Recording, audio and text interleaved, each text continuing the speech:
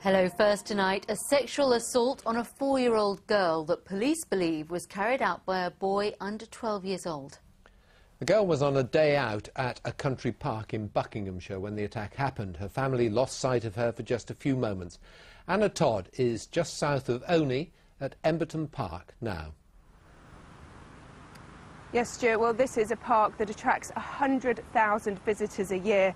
Day trippers and holiday makers coming in their droves. But now police are asking those same people for clues about this unusual sex attack which took part in one of the park's popular play areas. This is a playground where youngsters can run around freely, but it was in the undergrowth at the top of this embankment that the little girl was attacked.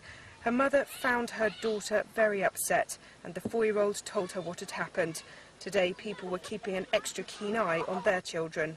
We're looking after my niece and nephew today, and it just highlights really that you can't leave them for 1 minute. You've got to keep them safe next to you. You know, in a place like this, you should be able to mix with other children, and the kids all mixing together. You know, it's quite normal for them all to be playing, and everyone's going to have to be on their guard now. It's just awful, really. I find it absolutely, well, sad and amazing that a 9-year-old should be attempting to do that sort of thing. I think it's absolutely shocking. The girl and her family were on a day trip to the park last Thursday. They'd been to feed the ducks before stopping at the playground soon after 3 o'clock. The attacks happened when the child disappeared from her parents' sight for just a few minutes. The boy subjected her to a serious sexual assault. An attack of this type on a victim of this age is extremely rare. And for the offender to be also of a young age, approximately 9 to 12 years old, is also extremely rare. So it's very unusual to have an incident of this kind. Police say the girl and her family are devastated by what's happened. Meanwhile, the hunt for the young attacker continues.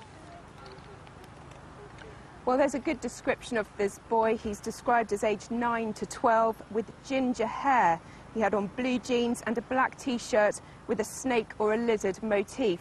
Now, detectives are very keen to hear from visitors who were at the park last Thursday, hoping that they might have information. If you do, you can call the police on this number, 08458 505 505, or by calling Crime Stoppers. Back to the studio. Anna, thank you very much. The family of the 10-year-old who drowned in the sea at Clacton have described their daughter as an extremely bright and talented young writer. Stella Ankabi's body was recovered by divers on Monday. Today, a representative from the family's church in Milton Keynes spoke on their behalf.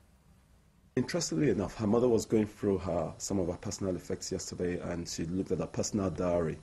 And in front of there was some questions, and one of the questions there, like you would have on the diary, is what's your greatest achievement to date? And she wrote there that knowing God is the greatest achievement. That for a 10-year-old girl is remarkable. Well, now to our series Behind the Scenes at Stansted Airport. For the last 15 years, there's been one big question, a question still unanswered. Will there be a second runway? The original plan was to get it open by 2011. It could now be 2017, but many people believe it will never happen at all. Tonight, Andrew Sinclair reports on the economic and political hurdles that need to be overcome. It's a very important milestone for us. Just 17 months ago, everything seemed so different. BAA produced its long-awaited plans for a second runway. Among managers, there was a mood of excitement and optimism. We believe the project starts from a very strong position. It is supported in government policy. The benefits are very, very big.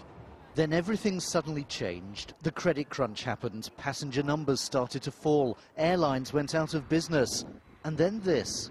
We've never supported plans for a second runway at Stansted. So there would be no second runway at Stansted under a Conservative government? As we said, that has never been part of our plans. David Cameron's interview with Look East last year created shockwaves throughout the industry. The Conservatives were known to have reservations, but this was the first time the leader had publicly come out against a second runway. And since then, the party has kept restating the policy. The Shadow Transport Secretary happy to be filmed with protesters. This letter from Mr Cameron to the local council promising to cancel the plans. Meanwhile, passenger numbers have kept falling. BAA has been told to sell Stansted. The second runway inquiry has been indefinitely delayed. I think it's very unlikely in the short to medium term that we will see additional runway capacity at Stansted. There's no immediate need for it. Nobody is arguing strongly in favour of it, and at the same time many people are indeed arguing quite the opposite. This is the land earmarked for development. Those who've opposed a second runway here for many years scent victory, but they say it's not there yet. We're under no illusion. This fight isn't over, and there are still those out there, including in the business community, who think it's a good idea. I think over the next year it's going to be fairly decisive. We will find out one way or the other. The industry believes there is a shortage of capacity in the southeast. A new runway would benefit travellers and create jobs. It's preparing to heavily lobby the Conservatives to try to persuade them to change their minds. There are some in the Conservative Party who disagree with David Cameron's policy, who believe there is a strong economic argument for a second runway here, but they aren't going to say so publicly.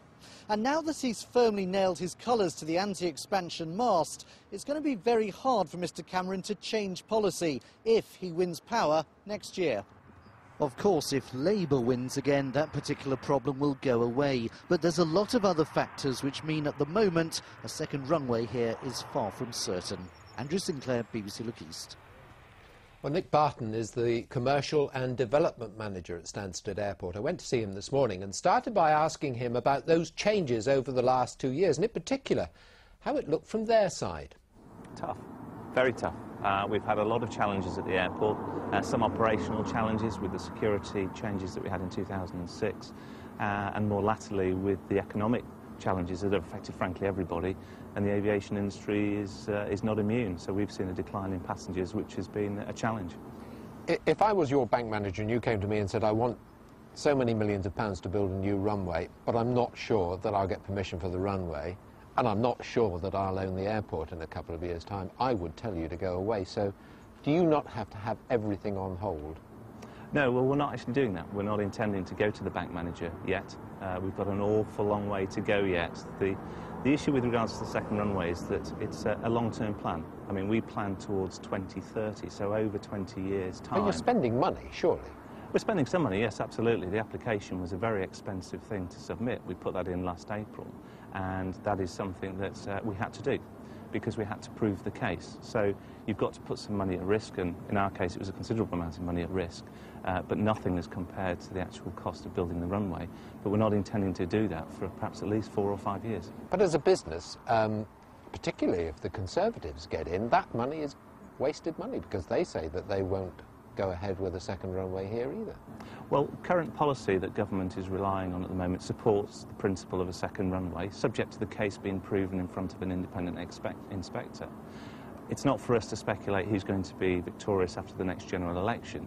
So what we do is we plan on what we know today, which is the policy that we have today. That's easy to say, isn't it? But actually, you must be looking over your shoulder to say, well, if they get in, we're not going to be able to do it. You must be doing that.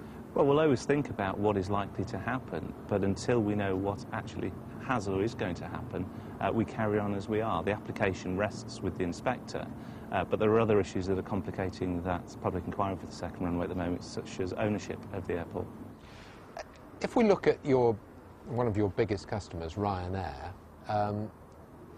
they have been seen that if they aren't happy with an airport, they will pull out of it and move to another airport. Are you concerned that that could happen here and spoil your whole business plan? Ryanair are the toughest airline probably in the world to deal with. They are exacting. We are incredibly proud to have Ryanair here and in the size that they are. They keep us on our toes and they make us a better airport for it. We have regular discussions with Ryanair which are challenging to say the least. But they do make us a better airport, and it's our ambition to make them grow and grow quickly here, whilst always being cognizant of the fact that they could do, which they do in the winter, they reduce flights here in the winter, they could reduce their capacity here. But our challenge is to make sure they see Stansted as one of their key airports, and at the moment Stansted is their biggest airport by a considerable margin. Nick Barton speaking to Stuart earlier.